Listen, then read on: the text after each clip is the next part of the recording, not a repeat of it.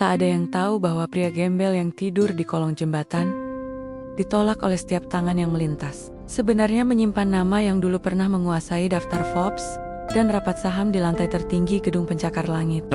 Semua berubah bukan oleh gelar, bukan oleh uang, melainkan oleh satu gadis desa yang berhenti tanpa pamrih, mengulurkan tangan, dan berkata dengan lembut, "Ayo naik." Tapi bagaimana mungkin satu tindakan sederhana bisa mengubah takdir dua dunia yang sama sekali berbeda? Dan apakah kebaikan tulus masih punya tempat di dunia yang sudah penuh prasangka? Sebelum kita lanjutkan ceritanya, yuk di-subscribe dulu biar admin tambah semangat nih buat bikin konten inspiratif lainnya. Buat kamu yang udah subscribe, semoga selalu diberi kesehatan dan dilancarkan rezekinya. Komen amin kalau kamu mengamini doa kami. Sekarang, yuk kita lanjutkan ceritanya. Langit kota itu kelabu.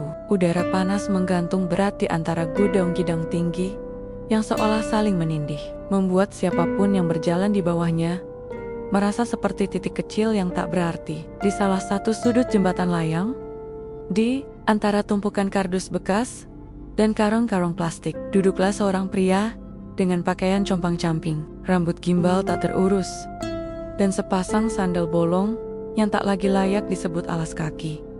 Namanya Raka. Usianya tak jelas, wajahnya tersembunyi di balik jenggot lebat yang tumbuh liar. Tapi di balik matanya tersimpan sesuatu yang tidak biasa. Tatapannya tajam, namun penuh luka, seperti mata seseorang yang pernah punya segalanya dan kehilangan lebih dari yang bisa diukur dengan angka. Setiap pagi, Raka bangun bukan untuk bekerja, bukan pula untuk mengejar mimpi. Ia bangun hanya untuk bertahan hidup. Ia menenteng karung usang, menyusuri jalan-jalan kota, berharap menemukan botol plastik, kardus, atau apapun yang bisa ditukar dengan beberapa lembar receh. Tapi lebih sering, ia hanya mendapat tatapan jijik dan kata-kata yang menusuk. "Menjauh sana, bau sekali. Kamu jangan dekat-dekat mobil saya, nanti kotor. Hei, pergi, nanti anak saya takut lihat kamu." Ia tak marah, tak juga membalas. Ia hanya menunduk, mengangguk pelan, dan melangkah menjauh. Perlahan, langkah kakinya seperti debu yang tertiup angin terlihat, namun tak dianggap. Malam hari, ia tidur di bawah jembatan layang, kadang hanya beralaskan karung goni, kadang tanpa alas sama sekali. Di atas kepalanya, mobil-mobil melintas cepat dengan lampu terang dan suara knalpot yang meraung. Tapi di bawah ia diam, terpenjara dalam dunia sunyi yang tak dilihat siapapun. Pernah suatu malam, hujan turun deras. Air mengalir deras dari pinggir jalan, membanjiri tempat tidurnya. Ia terbangun dalam keadaan kuyup, menggigil, tapi tetap diam. Ia tak marah pada hujan. Ia tak menyalahkan langit, karena baginya lebih baik dicaci oleh alam daripada diludahi manusia. Hari itu, panas kembali menggigit. Raka berdiri di trotoar, mencoba mengangkat tangannya untuk menyetop mobil yang lewat. Ia tahu tak ada yang akan berhenti, tapi tetap mencoba, karena harapan, betapapun kecilnya, adalah satu-satunya yang masih ia punya. Mobil pertama melaju kencang, sopirnya bahkan tidak menoleh. Mobil kedua datang, seorang ibu muda duduk di dalamnya, memeluk anaknya yang masih kecil. Begitu melihat Raka, ia cepat-cepat menutup jendela dan memalingkan wajah. Mobil ketiga, mobil mewah berwarna hitam, berhenti sebentar, tapi bukan untuk memberi tumpangan. Sopirnya malah membuka kaca sedikit dan meludah ke aspal, lalu melaju lagi. Raka hanya tersenyum pahit. Dia paham, dunia ini tak suka melihat sesuatu yang mengganggu mata, dan dirinya adalah celah dalam pemandangan yang ingin tampak sempurna. Di kejauhan, terdengar azan zuhur berkumandang. Raka melangkah pelan menuju masjid kecil di pinggir jalan, tapi bahkan di sana ia ditolak. Seorang marbot mendekatinya dan berbisik tajam, "Maaf, Mas, jangan ke dalam ya." Bapak-bapak protes karena bau. "Baik," jawab Raka lirih. Ia duduk di pinggir halaman masjid, di bawah pohon, menghela napas, menatap langit yang membiru pelan. Kadang, ia bertanya dalam hati apakah Tuhan pun merasa jijik padanya. Tapi, ia masih percaya bahwa di dunia ini, di antara jutaan manusia yang sibuk, mungkin ada satu saja yang mau melihatnya sebagai manusia. Sore menjelang, langit mulai menguning. Raka berdiri lagi di pinggir jalan. Kali ini, ia tidak mengangkat tangan. Ia hanya berdiri, diam, menatap mobil-mobil yang lalu lalang. Satu persatu, semua melintas tanpa mengindahkannya. Sampai, sebuah mobil tua jenis pickup, bak terbuka melambat. Bannya menggerus aspal, mengeluarkan suara berdecit halus. Mobil itu berhenti tepat di depan Raka. Jendela dibuka, muncul wajah seorang gadis muda. Wajahnya bulat, kulitnya kecoklatan, seperti tanah desa yang hangat. Ia mengenakan kerudung sederhana, dan senyum yang tulus. Sangat tulus, hingga membuat Raka terdiam. "Kak," katanya lembut. "Butuh tumpangan gak?" Raka tak percaya. Ia menoleh ke kiri. "Kikenon." Mungkin gadis itu bicara ke orang lain. "Tumpangan?" ulang Raka. Ragu. "Iya, saya bawa sayuran dari pasar. Arah pulang ke desa. Kalau kakak searah, boleh ikut. Asal tahan bau kol." Ya, gadis itu tertawa kecil. Untuk pertama kalinya, setelah sekian lama, Raka ikut tertawa meski hanya satu tarikan napas pendek. Ia melangkah mendekat. Tangannya gemetar saat memegang gagang pintu. "Boleh, tentu saja boleh." Ia naik, duduk di kursi penumpang. Di sampingnya, ada karung-karung berisi kubis, wortel, dan daun bawang.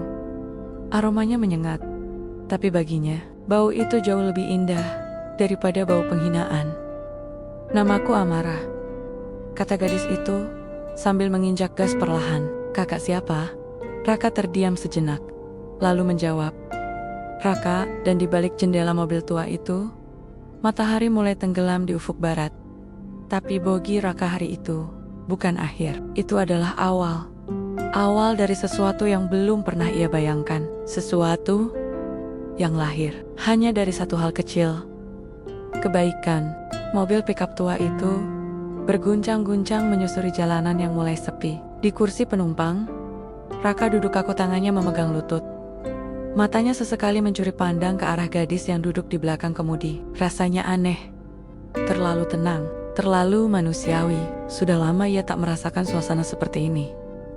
Biasanya, ia hanya duduk di trotoar, diseret waktu dan tatapan hina.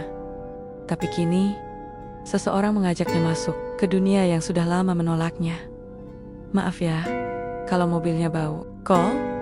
ucap Amara sambil terkekeh. "Saya dari pasar sejak subuh. Tadi buru-buru, belum sempat mandi."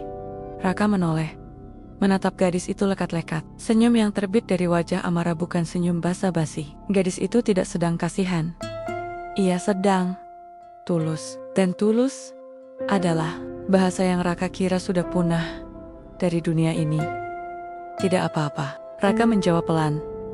"Aku justru berterima kasih." Amara menoleh sebentar, lalu kembali fokus menyetir. Mobil melewati tikungan. Udara sore menyusup dari jendela terbuka, membawa aroma sawah yang mulai mengering di kejauhan. Raka menapas dalam. Ada bau lumpur, bau matahari, bau alam yang tidak ia cium selama bertahun-tahun. "Rumah saya di desa Wening," kata Amara memecah hening. "Tidak terlalu jauh. Nanti kalau kakak mau turun di tengah jalan, bilang saja." "Kalau boleh," ucap Raka ragu. "Aku ingin ikut sampai ke desa." "Silakan," Amara menjawab dengan ringan. "Asal kakak tahan duduk di sebelah kubis dan daun bawang." "Ya." Raka tersenyum. Entah kenapa, hari itu, ia ingin bicara. Dan gadis ini Amara seperti celah kecil dalam dinding besar yang mengurung hidupnya. "Aku sudah 2 tahun hidup di jalan," ucap Raka tiba-tiba. "Orang-orang lihatku seperti penyakit, tapi tak satu pun pernah bertanya, kenapa aku di sini?" Amara menoleh sejenak, pandangannya lembut, tapi tidak penuh kasihan. "Kalau saya justru penasaran, apa yang membuat kakak tetap kuat?" Raka terdiam, matanya menatap jalanan berdebu yang terbentang di depan. Mobil melaju pelan, seolah memberi ruang bagi kenangan-kenangan lama untuk berdesakan di dadanya. "Aku tidak kuat," bisiknya. "Aku cuma belum mati." Kalimat itu menggantung lama di antara mereka. Amara tidak menjawab. Ia tidak mencoba menghibur. Ia hanya diam dan kadang Diam adalah bentuk empati paling utuh. Mereka melintasi gerbang kecil yang bertuliskan, "Selamat datang di Desa Wening." Raka menatapnya. Gerbang itu reot. Catnya mengelupas. Tapi ada sesuatu yang hangat dalam kesederhanaannya. Di pinggir jalan, anak-anak kecil bermain lompat tali. Petani membawa cangkul di bahu. Dan ibu-ibu duduk menjemur kerupuk sambil tertawa. Seperti tempat yang tak pernah terburu-buru. Ujar Raka pelan. Amara tersenyum bangga. Dasa, ini memang pelan. Tapi jujur, mobil berhenti di depan rumah sederhana yang terbuat dari kayu dan anyaman bambu. Halamannya ditumbuhi rumput liar. Dan di pojok, ada kandang ayam dari bekas lemari tua. Raka menatap rumah itu seperti menatap surga kecil yang turun ke bumi. Turun dulu, ya, saya buatkan teh manis, kata Amara. Boleh. Amara membuka pintu. Kalau tidak boleh, saya tidak akan tawarkan sejak awal. Raka menuruni mobil dengan pelan. Kakinya seperti ragu menjejak tanah halaman itu. Takut mengotori apapun yang suci di sana. Tapi Amara menepuk bahunya dan mengajak masuk. Ruang tamu rumah itu kecil. Dindingnya berwarna hijau pudar. Dan satu-satunya hiasan adalah foto ibu Amara yang sudah wafat. Digantung di bawah ayat kursi. Silakan duduk. Kursinya memang reot, tapi masih kuat, kata Amara. Raka duduk. Tubuhnya gemetar, bukan karena dingin, tapi karena hangat. Terlalu hangat. Hangat yang menohok luka-luka lama yang belum sembuh. Ia memandangi Amara yang sibuk di dapur. Merebus air, menyiapkan gelas, lalu menaburkan gula dengan takaran yang tepat. Beberapa menit kemudian, secangkir teh manis hangat tersaji di depannya. Ini untukmu, kata Amara. Raka menatapnya lekat-lekat. Kenapa kamu baik sekali padaku? Tanyanya perlahan. Amara menarik napas. Ia duduk di kursi kayu seberang. Menatap Raka lurus. Karena aku pernah melihat ayahku jatuh. Dihina, dipukul, dilempar batu, hanya karena ia miskin. Tapi waktu itu, ada satu orang hanya, satu yang memberikan dia sebotol air dan roti. Kebaikan kecil itu menyelamatkan hidup ayahku. Ia tersenyum pelan. Aku hanya meneruskan rantai kebaikan itu. Raka menanduk. Air matanya jatuh. Diam-diam, Amara pura-pura tak melihat. Ia berdiri dan berkata, kamar kosong ada di belakang. Kalau kakak mau tinggal sementara, coba. Tapi bantu saya ngangkat sayur tiap pagi ya. Raka tertawa kecil, tertawa yang tulus. Seperti anak kecil yang menemukan rumah setelah tersesat terlalu lama. Maukah kamu? Kupanggil adik. Amara tertawa juga. Kalau kamu bantu nyiram tanaman tiap pagi, aku akan panggil kamu Kak. Dan Harriet. Raka tidak tidur di kolong jembatan. Untuk pertama kalinya. Setelah 2 tahun, ia tidur di atas kasur dengan bantal, dengan selimut, dengan rasa dihargai. Dan di luar, bulan mengintip dari sela jendela kayu. Sambil membisikkan sesuatu pada malam. Tidak semua orang akan berhenti. Tapi satu orang saja cukup untuk mengubah segalanya. Suara ayam jantan memecah sunyi pagi. Embun masih menggantung di ujung-ujung rumput halaman. Sementara langit Desa Wening perlahan berubah dari kelabu menjadi biru muda yang lembut. Di bawah pohon jambu, seorang pria berambut kusut sedang menyapu dedaunan dengan sapu lidi seadanya. Tubuhnya masih kurus, bajunya belum berganti tapi wajahnya mulai berubah. Itulah Raka.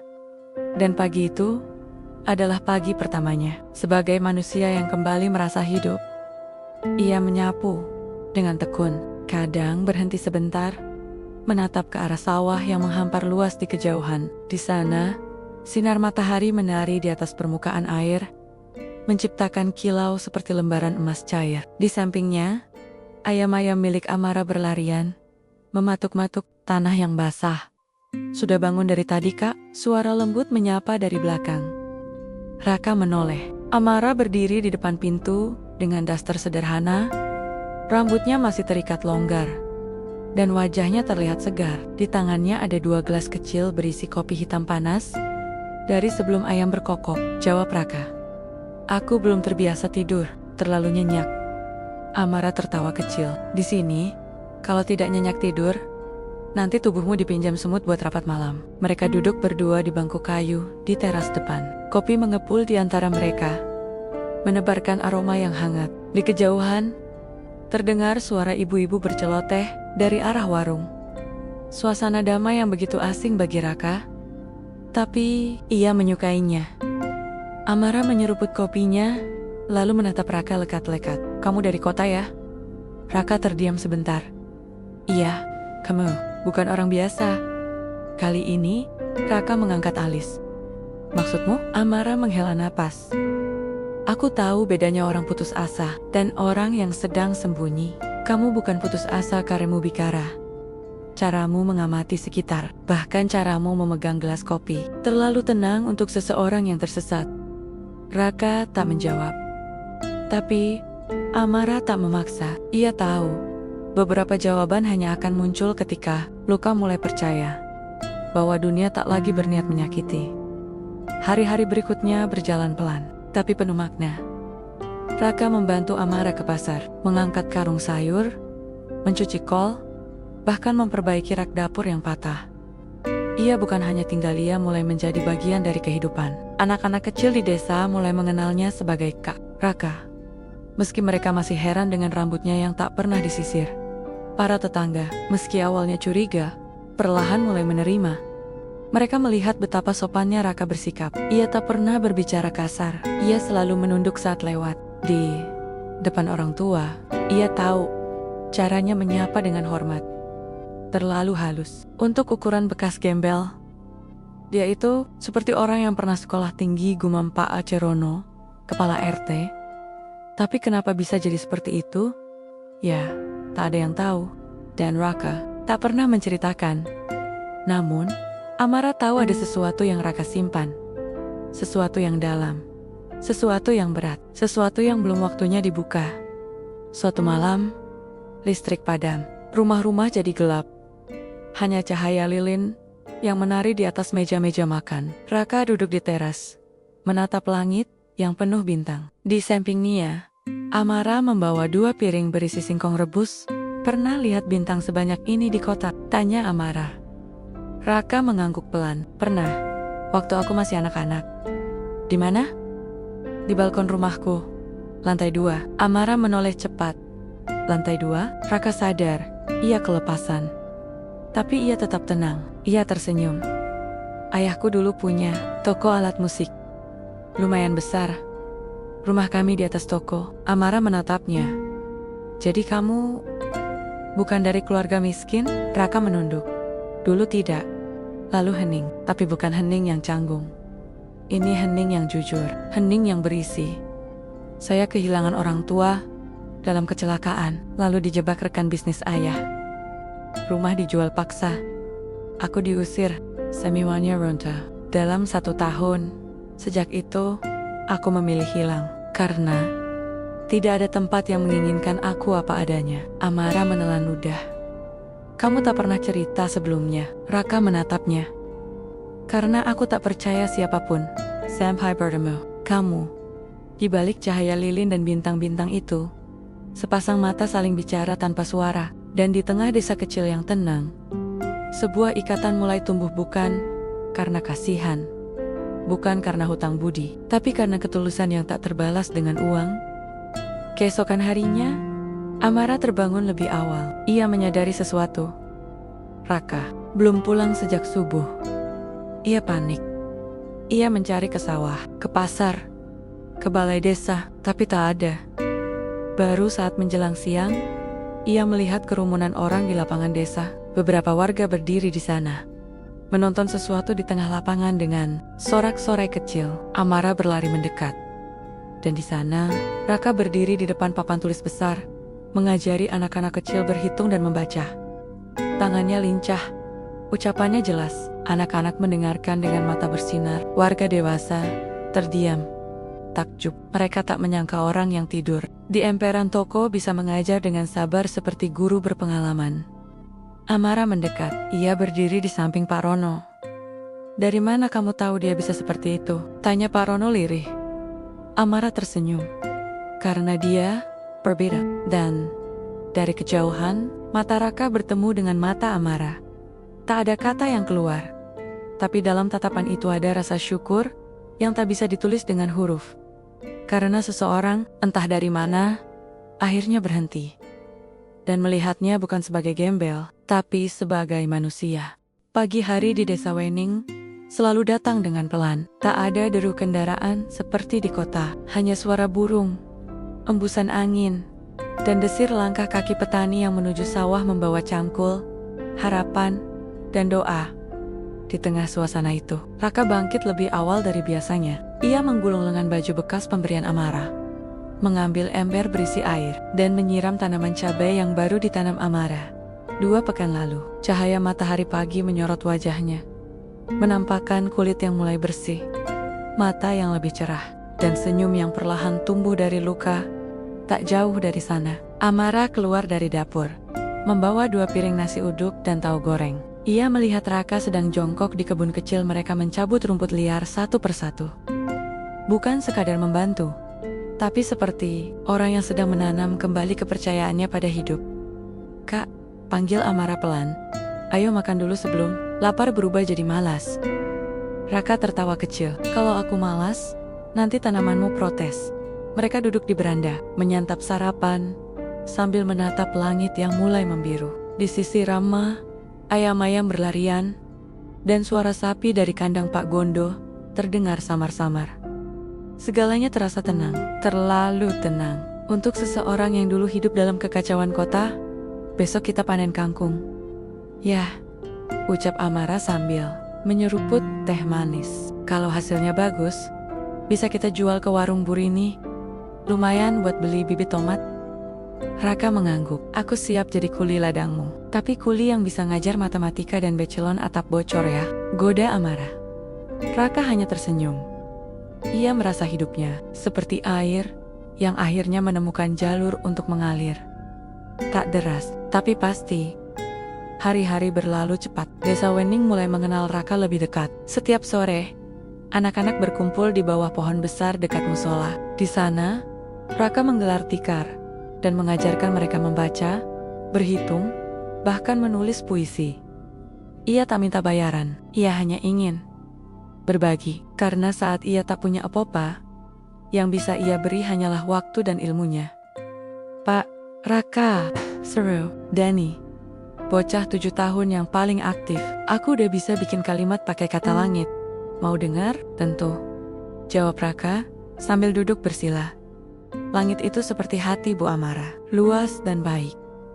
Anak-anak lain tertawa. Raka tersenyum, tapi jauh di dalam dirinya ada getar yang sulit dijelaskan. Hati Amara memang baik, terlalu tulus, dan itu membuat Raka takut. Takut karena ia menyimpan rahasia yang jika terbongkar bisa menghancurkan semuanya. Malam itu, Raka duduk sendiri di belakang rumah, memandangi buku catatan tua yang ia simpan dalam ransel sobek. Di dalamnya ada angka-angka, strategi bisnis, skema investasi, semua peninggalan masa lalunya. Dunia yang dulu ia tinggalkan, tapi tak pernah banner-banner hilang dari pikirannya. Ia membuka halaman terakhir, tertulis, "Jika manusia terbaik yang bisa kau temukan, bukan berada di balik jas dan dasi, tapi di ladang, di warung, di jalanan, maka berhentilah mencari nilai dalam harta. Carilah ia dalam hati." Itu tulisan tangannya sendiri, ditulis saat ia pertama kali memilih hidup di jalan. Dan kini, kalimat itu membawanya ke satu nama, Amara. Namun kedamaian itu tak berlangsung lama. Pagi berikutnya, saat Raka sedang membersihkan got belakang rumah, terdengar suara motor berderu keras. 2 orang pemuda kota turun dari motornya. Mereka mengenakan jaket mahal dan sepatu bersih mengkilap. Mereka bertanya ke beberapa warga, lalu menunjuk ke arah rumah Amara. Raka menatap mereka dari kejauhan. "Permisi," ucap salah satu dari mereka. "Kami dari media lokal. Kami dengar ada tunawisma inspiratif yang kini mengajar anak-anak desa. Namanya Raka ya?" Jantung Raka berdetak kencang. Ia mendekat. "Ada apa, Mas?" "Kami ingin wawancara. Banyak orang ingin tahu kisah hidup Mas. Ini menyentuh.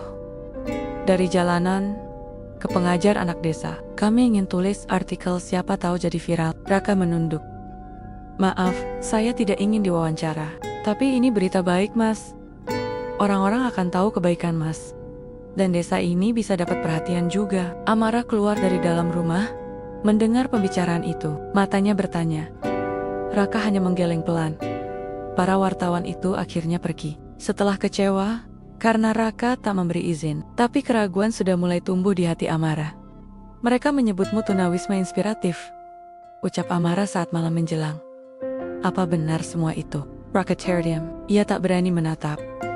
Kak, kenapa kamu tak pernah bercerita lebih jauh tentang masa lalumu? Tanya Amara lagi. Kamu tahu banyak hal. Kamu bisa mengajar, kamu bisa menulis.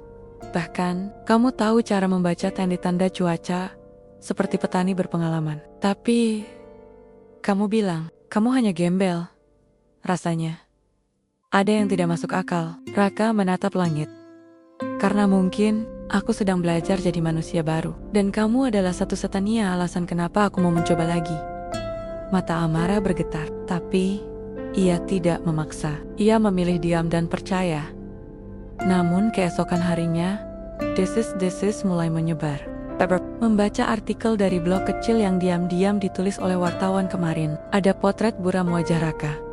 Ada narasi bahwa pria itu dulunya orang penting, pernah bekerja di perusahaan besar.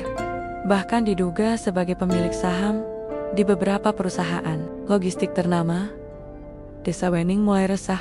Mereka berbisik. Mereka mulai bertanya-tanya siapa sebenarnya Raka. Dan di tengah riuh itu, hanya satu orang yang tetap berdiri di sisinya.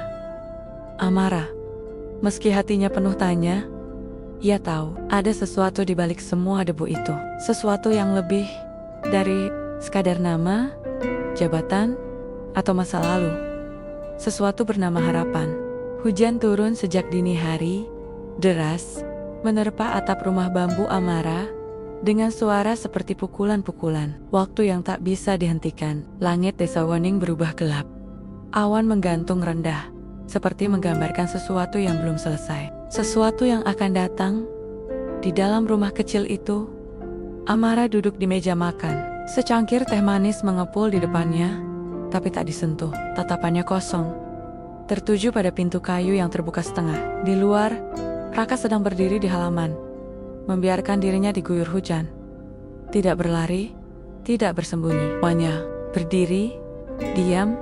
Masuk, Kak, seru Amara lirih. Nyaris tak terdengar, tapi Raka tak bergeming. Akhirnya, Amara berdiri dan berjalan keluar.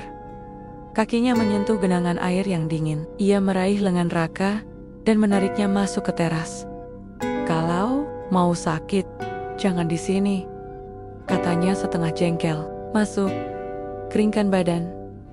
Raka menatapnya. Mata pria itu merah, bukan karena hujan, tapi karena semalaman tak tidur. Ia menunggu waktu, menunggu keberanian. Karena hari itu, ia memutuskan untuk jujur. Di dalam rumah, keduanya duduk saling berketapan. Raka memegang cangkir teh yang kini hangat, menggantikan suhu tubuhnya yang menggigil. Amara tetap diam. Ia menunggu, tanpa mendesak. Hatinya sudah penuh tanya, tapi tak ia muntahkan. Karena kebaikan kadang tak perlu dibalas dengan desakan. Aku, Raka membuka suara. Amara menatapnya. Lembut. Aku bukan siapa-siapa di sini, tapi dulu aku orang yang berdiri di puncak. Ia menarik napas panjang, lalu berkata pelan, namaku lengkapku adalah Rakhendra Wibawa. Jantung Amara seperti berhenti sejenak. Dulu, aku pemilik saham terbesar di perusahaan logistik besar. Namaku ada di media, wajahku dikenal di kalangan bisnis. Tapi, semua itu terasa kosong. Raka menunduk. Aku kehilangan ayah karena serangan jantung tepat setelah ia dijebak oleh partnernya sendiri. Ibu menyusul 2 bulan kemudian. Aku yang terlalu sibuk mengejar angka, lupa memeluk mereka saat mereka masih hidup. Hening. Air mata jatuh satu-satu di pipi Raka. Tak ditahan, tak diseka. Lalu aku tinggalkan semuanya. Kupindahkan seluruh aset ke trust fund. Kubuat orang-orang berpikir aku hilang, karena aku memang ingin menghilang. Amara tak berkata apa-apa.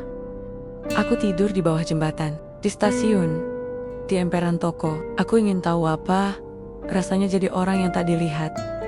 Apa rasanya hidup saat dunia tak lagi menyapamu?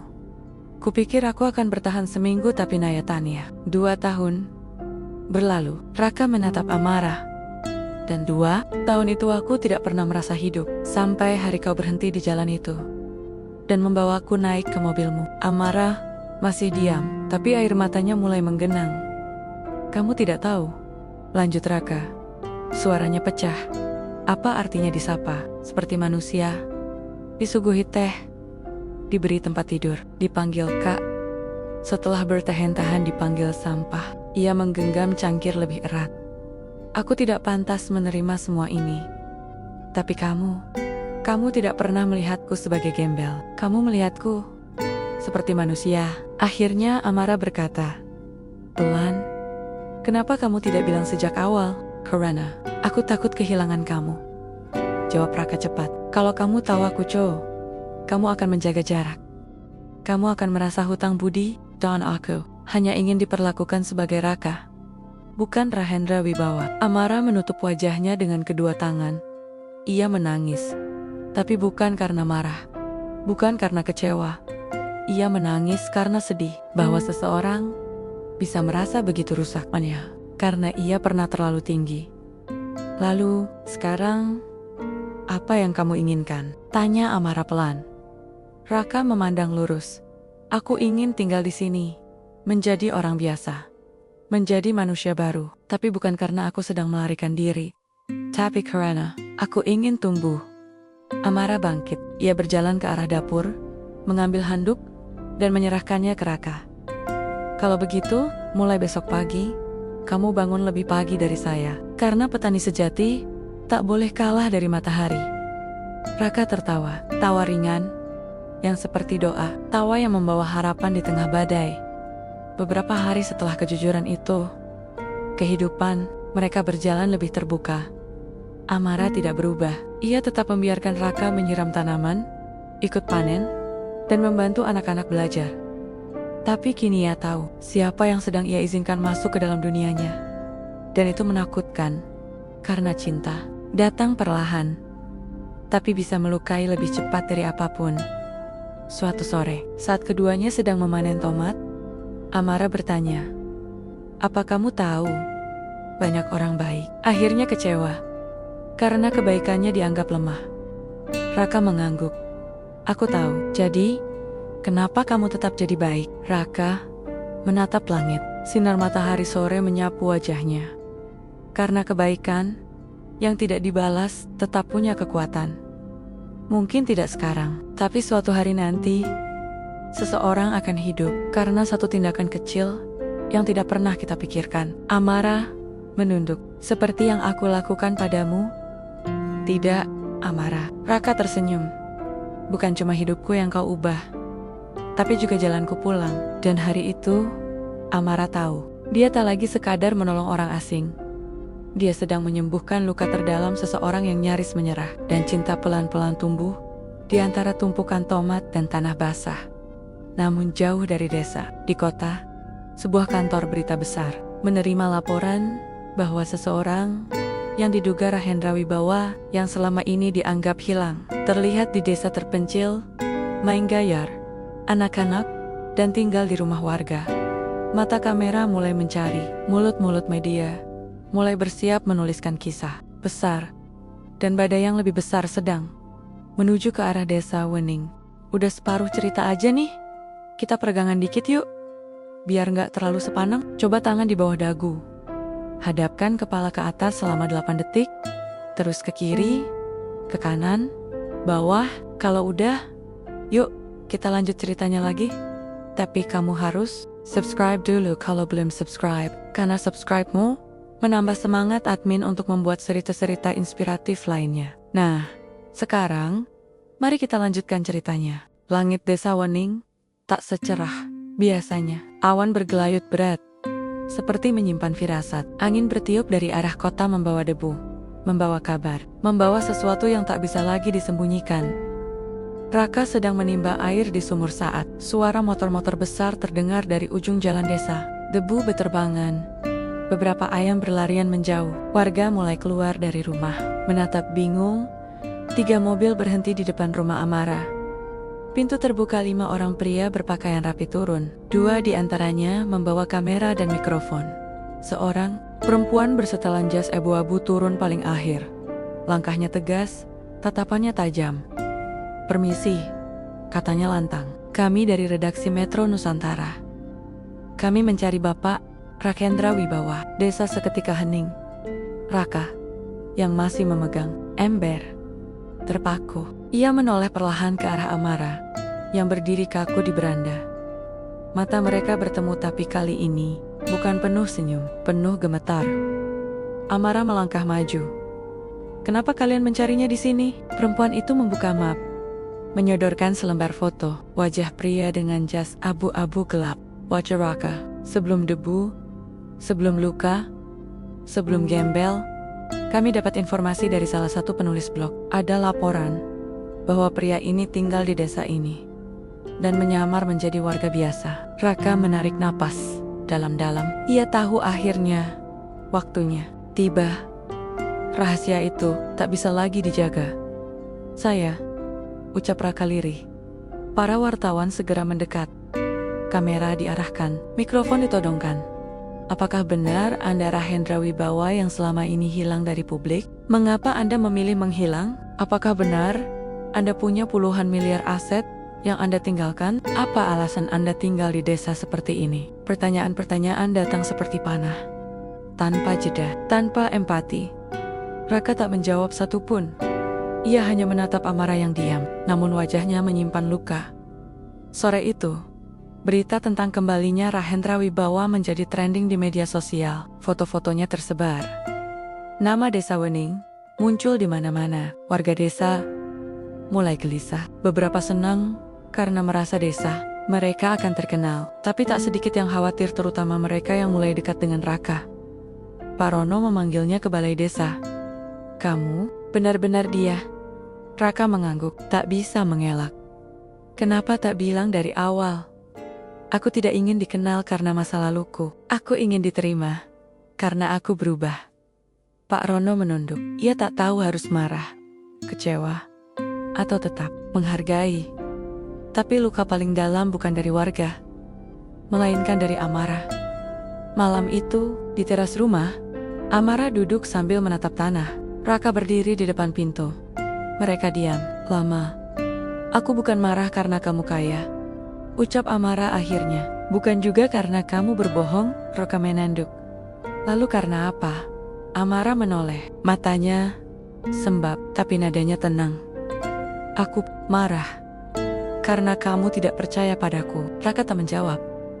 "Kalau sejak awal kamu bilang siapa dirimu, aku tidak akan berubah. Aku tetap akan ajak kamu pulang, tetap akan buatkan teh, tapi kamu memilih menyembunyikannya. Seolah-olah aku tak cukup kuat untuk tahu kebenaran." Tangis jatuh di pipinya, dan itu menyakitkan.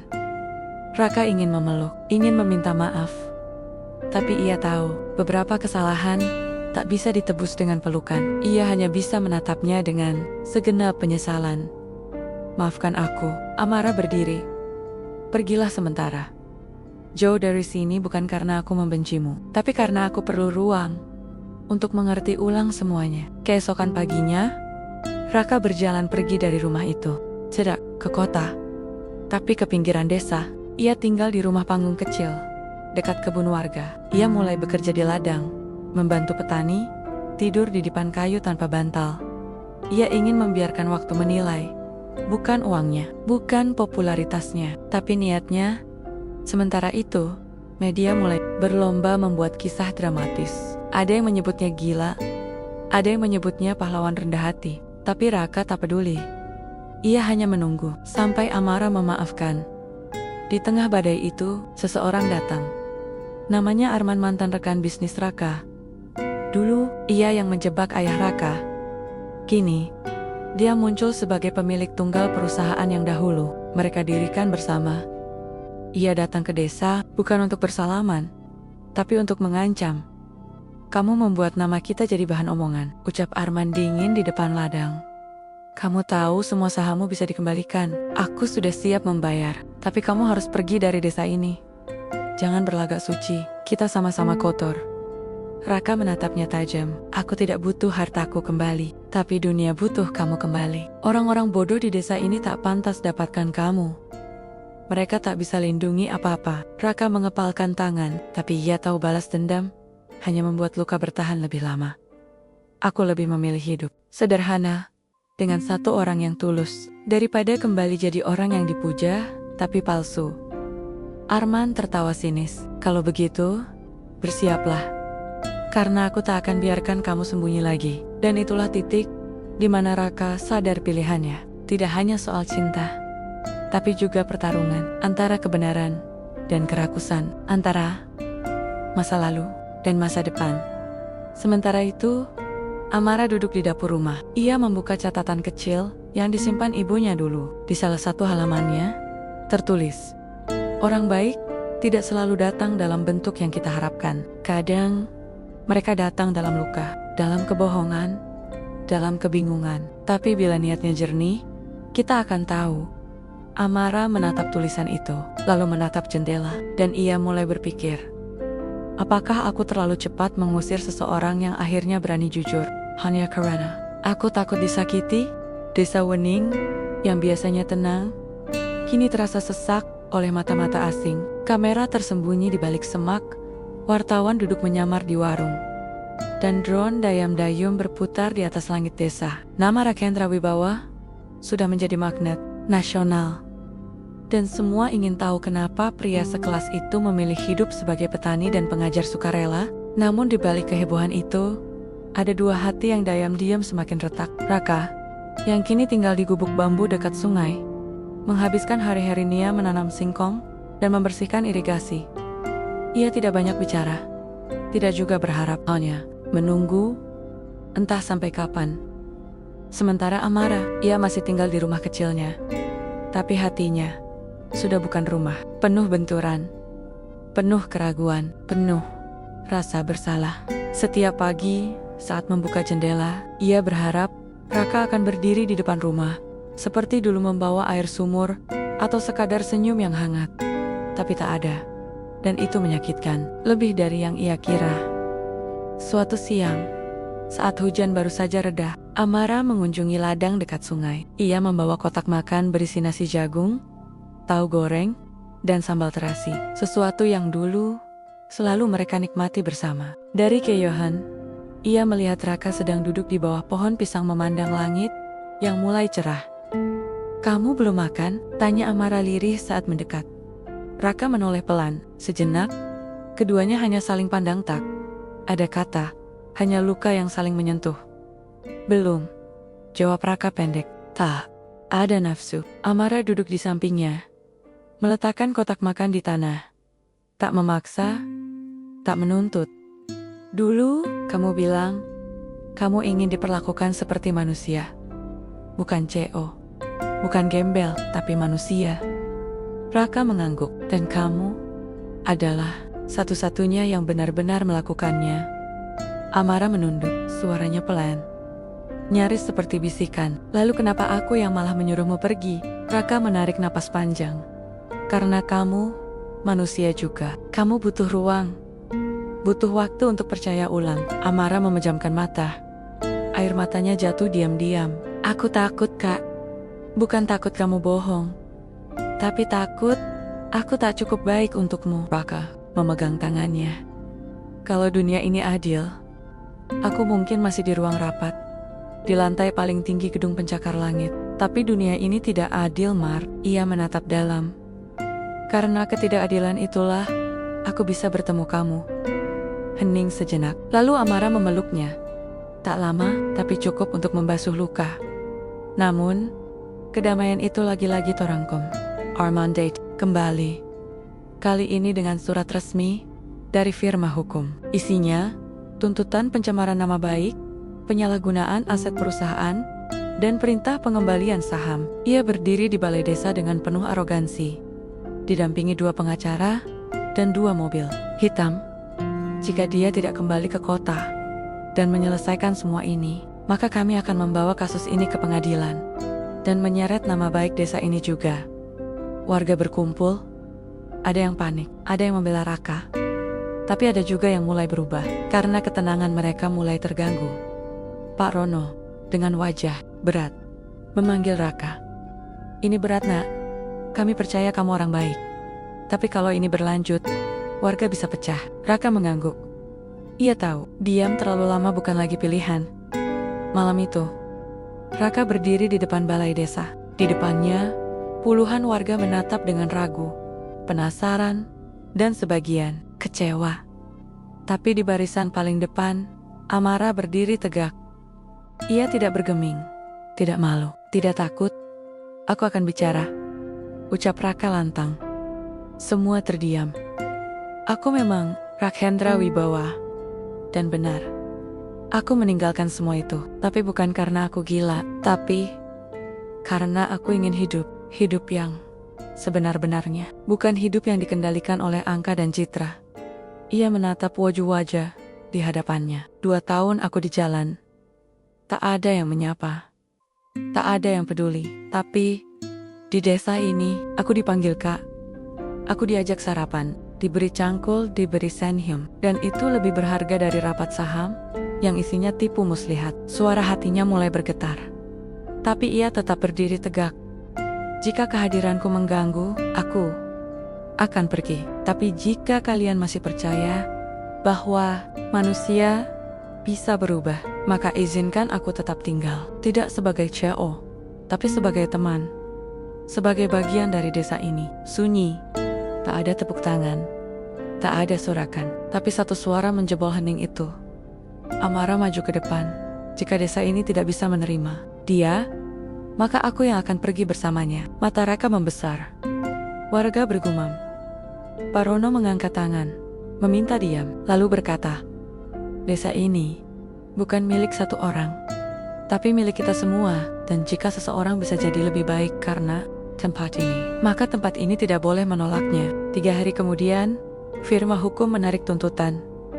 Alasannya, surat misterius berisi bukti korupsi Arman terhadap perusahaan Raka bocor ke media. Surat itu ditandatangani anonim, tapi jelas berasal dari tangan yang pernah bekerja di kantor pusat dengan catatan dan kode rahasia internal. Raka tersenyum tipis saat membaca berita itu. Ia tahu beberapa orang jahat akan jatuh bukan karena dibalas, tapi karena kebusukannya sendiri. Dan ia tahu, satu orang yang memegang kebenaran tidak butuh kekerasan untuk menang. Pagi itu, Raka kembali mengangkat ember air. Tapi kini, bukan di rumah panggung, dekat sungai. Ia kembali ke rumah Amara. Di sana, seorang gadis sedang duduk di tangga depan dengan rambut dikuncir dan senyum paling indah. Kamu mau tetap tinggal? Tanya Amara. Raka mengangguk. Tapi kali ini bukan sebagai tamu, ujarnya sambil berlutut perlahan. Ia membuka kotak kecil bukan berisi cincin berlian, tapi cincin kayu sederhana, buatan tangannya sendiri.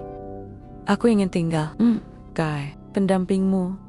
Dan Amara menjawab dengan air mata, bukan karena sedih, tapi karena luka. Akhirnya bertemu pengampunan.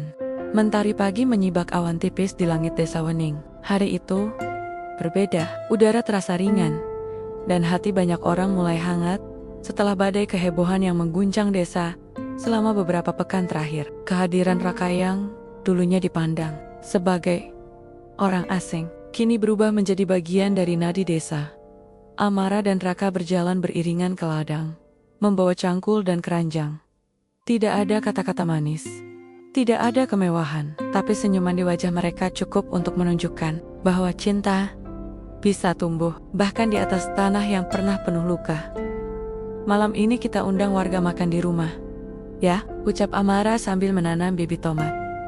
Raka mengangguk. Untuk apa? Untuk berterima kasih, untuk merayakan kejujuran, dan mungkin untuk mengumumkan sesuatu. Raka tersenyum. Ia tahu, itu bukan sekadar acara makan bersama, kecuali simbol bahwa luka yang mereka alami bersama telah menjadi dasar dari sesuatu yang lebih kokoh, kepercayaan.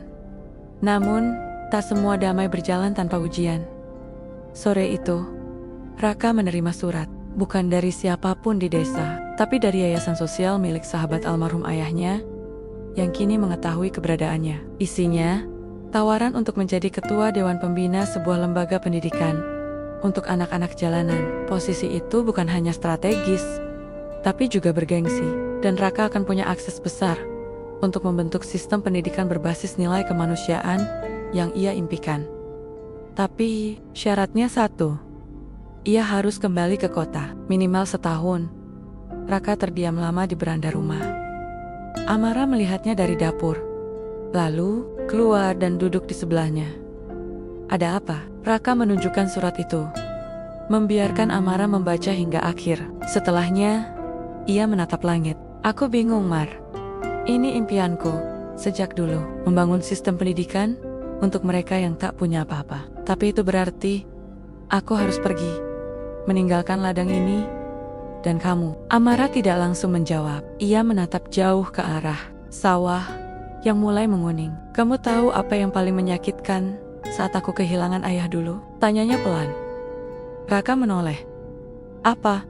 Bukan karena dia meninggal, tapi karena dia pergi sebelum sempat melakukan hal besar yang dia mimpikan. Padahal ia punya kesempatan. Air mata menggenang di mata Amara. Kalau aku bisa memutar waktu, aku akan paksa ayah pergi ke Jakarta. Meski itu artinya aku harus tinggal sendirian di sini. Ia menggenggam tangan Raka. Kalau itu memang jalanmu, pergilah. Aku tak ingin kamu jadi lelaki yang mengubur mimpinya demi aku. Raka menggertakkan rahang. Tapi aku takut kehilangan kamu. Amara tersenyum.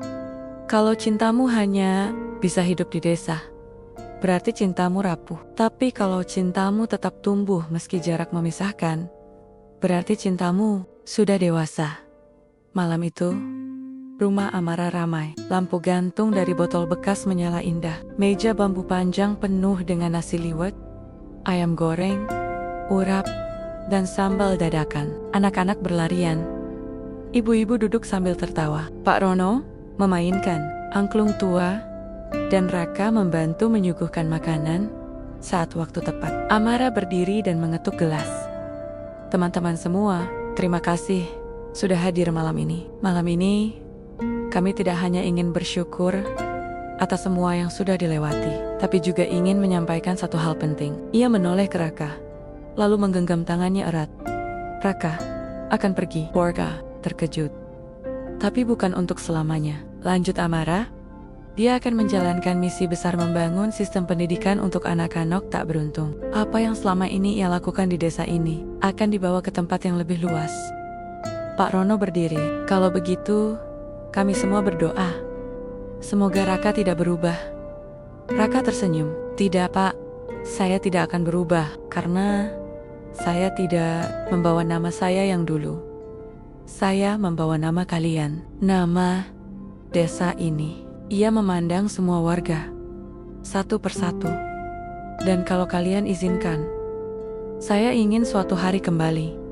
Bukan sebagai tamu, tapi sebagai keluarga. Beberapa minggu kemudian, Raka berdiri di peron stasiun kota kecil, membawa satu ransel dan satu buku catatan yang lusuh. Amara menemaninya sampai kereta tiba. Mereka tak banyak bicara, hanya genggaman tangan yang bicara lebih dari kata-kata. Kalau aku berubah nanti, ucap Raka pelan, ingatkan aku siapa aku di sini. Amara mengangguk. Dan kalau aku berubah karena menunggu terlalu lama, kamu yang harus datang dan ambil aku pulang. Keduanya tertawa. Air mata jatuh. Tapi kali ini, air mata yang kuat. Air mata dua orang yang saling percaya. Bahkan di tengah ketidakpastian karata datang Raka naik perlahan. Amara melambai, dan untuk pertama kalinya sejak lama, Raka pergi, bukan untuk melarikan diri, tapi untuk mewujudkan sesuatu yang lebih besar dari dirinya sendiri. Di kota, nama Rahendra Wibawa kembali terdengar, tapi kini, bukan sebagai pemilik perusahaan logistik, melainkan sebagai mantan tunawisma yang menginspirasi ribuan anak jalanan. Ia menolak fasilitas mewah. Ia tetap tinggal di rumah kecil sederhana, meski berada di jantung kota. Ia mengajar sendiri, turun ke jalan, ke kolong jembatan, ke terminal. K Gang Sempit. Ia menyapa anak-anak yang selama ini dipinggirkan. Dan di setiap kelas yang ia buka, selalu ada satu kata di spanduk atasnya. Sekolah Wening, tempat kebenaran bertumbuh.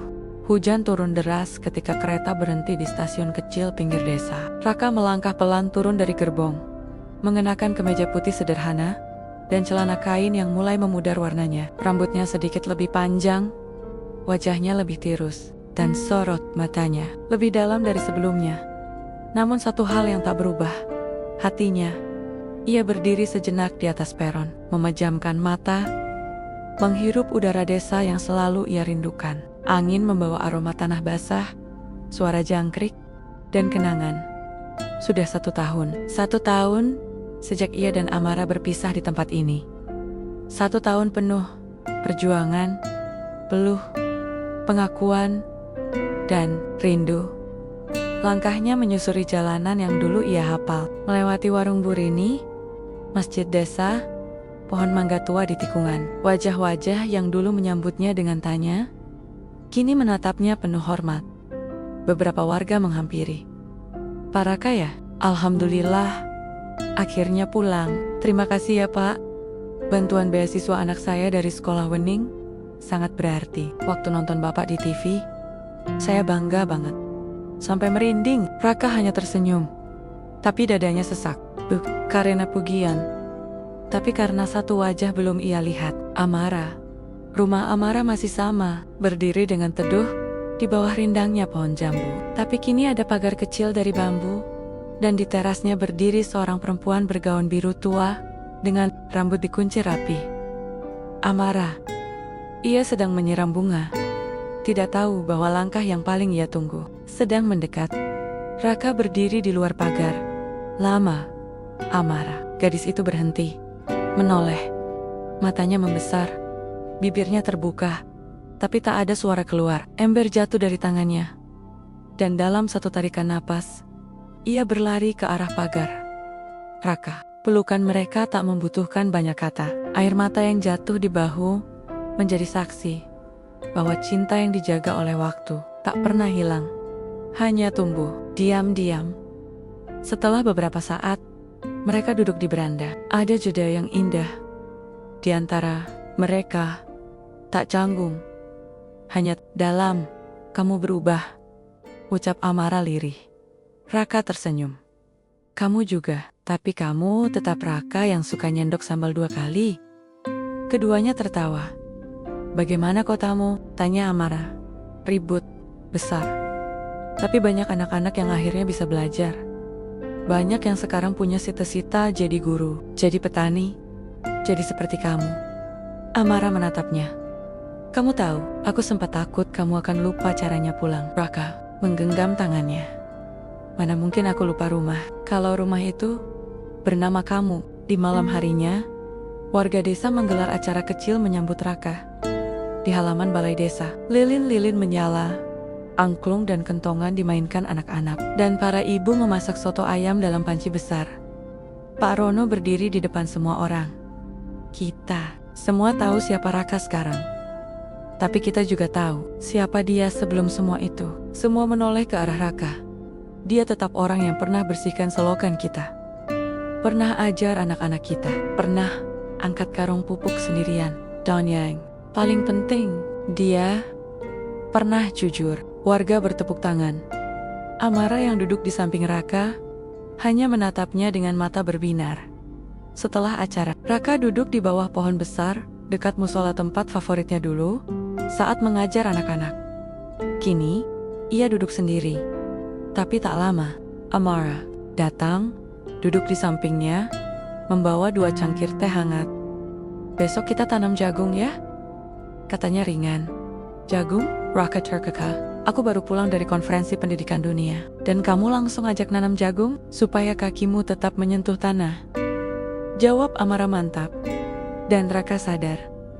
Itulah alasan ia pulang, bukan karena ia ingin lari dari dunia besar, tapi karena hanya di desa ini, ia diingatkan siapa dirinya yang sebenarnya. Namun dunia luar belum sepenuhnya selesai dengan Raka. 2 hari kemudian, sebuah helikopter mendarat darurat di lapangan sepak bola desa. Dari dalamnya, turun seorang pejabat Kementerian Pendidikan dan jurnalis internasional. Mereka datang membawa kabar Sekolah Wening yang didirikan Raka akan dijadikan model nasional pendidikan berbasis kemanusiaan. Pemerintah ingin menjadikannya kurikulum alternatif di seluruh pelosok Indonesia. Tapi, itu berarti Raka harus memimpin penuh dari pusat. Bukan sebagai pengajar, tapi sebagai direktur. Sebagai pemikir utama, sebagai simbol perubahan. Dan untuk itu, ia harus kembali ke Jakarta. Amara menatapnya di malam itu. Setelah semua tamu pergi, "Kamu harus pergi," ucapnya pelan. "Kesempatan seperti ini tidak datang 2 kali. Tapi aku baru saja kembali," balas Raka. Suaranya berat. "Kamu tidak kembali untuk diam. Kamu kembali untuk mengambil napas. Sekarang waktunya kamu berlari lagi." Raka menatapnya lama. "Lalu kamu?" Amara menatap langit malam. "Aku akan tetap di sini. Tapi bukan menunggu. Aku juga akan bergerak. Mungkin membuka taman baca. Mungkin keliling desa lain. Menebar apa yang sudah kita mulai di sini." Ia tersenyum. Cinta yang baik. Bukan yang selalu dekat. Tapi yang saling menguatkan. Walau berjauhan. Dan malam itu, 2 dunia bersatu. Bukan karena tempat, tapi karena misi. Seminggu kemudian, Raka kembali ke kota, tapi kali ini bukan meninggalkan, melainkan membawa desa Wening bersamanya. Setiap presentasi yang ia lakukan, ia mulai dengan satu kalimat, "Saya hanyalah pria yang dulu tidak dianggap manusia." Sampai satu gadis desa berhenti di pinggir jalan dan berkata, "Ayo naik, aku percaya padamu." Setiap gelar, setiap tepuk tangan, setiap penghargaan, ia kembalikan kepada satu nama, Amara. Waktu berjalan cepat sejak kepulangan Raka ke kota. Hanya dalam hitungan bulan, nama sekolah Wening merambah ke berbagai daerah terpencil, di pelosok Kalimantan, di lereng Sumba, bahkan di kaki Gunung Kerinci, berdiri bangunan-bangunan sederhana dengan papan nama yang sama, Sekolah Wening, tempat kebenaran bertumbuh. Setiap tempat berbeda, tapi setiap tempat memiliki satu benang merah. Kebaikan. Dan Raka tak pernah tampil seperti penguasa. Ia hadir sebagai pengingat, sebagai bukti bahwa orang yang pernah jatuh sedalam-dalamnya bisa bangkit dan mengangkat banyak tangan lainnya. Pagi itu di Jakarta, sebuah penghargaan pendidikan internasional diselenggarakan. Gedung besar, aula mewah, dan tamu undangan dari berbagai negara hadir. Lampu sorot diarahkan ke panggung, dan pembawa acara berkata lantang, "Pemenang Humanity in Education Award tahun ini adalah Bapak Rakendra Wibawa." Tepuk tangan bergemuruh. Raka naik ke atas panggung. Tapi seperti biasa, ia tak mengenakan jas mahal. Ia memakai batik sederhana, dan hanya membawa secari kertas kecil dari saku bajunya. "Terima kasih," ucapnya singkat. Ia menunduk sejenak, lalu melanjutkan dengan suara bergetar, "Saya berdiri di sini bukan karena saya lebih hebat dari kalian semua. Saya berdiri di sini karena saya pernah dihina, dibuang, dianggap tidak berguna. Tapi saya juga pernah diselamatkan." Ia memandang hadirin. Diselamatkan oleh satu gadis desa yang berhenti di jalan becek dan berkata, "Ayo naik, aku percaya padamu." Ruangan sunyi. Saya hanya pria biasa yang pernah diberi kesempatan kedua, dan hari ini saya berdiri untuk memberi kesempatan kedua kepada mereka yang mungkin tak pernah dilihat oleh dunia. Ia mengangkat kertas kecil dari sakunya. "Ini bukan pidato, ini catatan dari anak kecil di Papua yang dikirimkan ke saya minggu lalu." Ia menulis, "Pak Raka, dulu saya tidak bisa baca, tapi sekarang saya bisa. Dan saya janji, saya akan ajak teman-teman saya belajar, karena saya mau jadi seperti Bapak." Air mata menetes di pipi Raka. Kalau itu bukan kemenangan, saya tidak tahu apa lagi artinya hidup. Sementara itu, di desa Wening, Amara duduk di depan taman baca yang baru dibangunnya. Anak-anak berlarian, membawa buku cerita, tertawa, bermain sambil belajar. Di dinding bambu taman baca itu, tertulis dengan kapur putih besar, "Setiap kebaikan kecil akan pulang sebagai keajaiban." Amara tersenyum. Seorang anak kecil mendekat dan bertanya, "Bu Amara, kapan Pak Raka datang lagi?" Amara menggesap kepala si kecil. "Saat waktunya tepat, Tapi selama itu, kita jaga tempat ini. Ya, anak itu mengangguk dan berlari kembali. Amara memandang langit. Dan di kejauhan, bunyi motor terdengar. Seorang pria turun dari motornya, membawa ransel kecil dan segelas teh botol dalam plastik bening. Rambutnya kini mulai beruban. Tapi senyumnya masih sama. "Permisi," ucap Raka di depan pagar taman baca. Amara berdiri, matanya membulat. Ia berjalan pelan, lalu berlari, dan memeluknya tanpa suara. Raka berbisik di telinganya. "Sudah saatnya aku kembali untuk tinggal." "Bukan sebentar."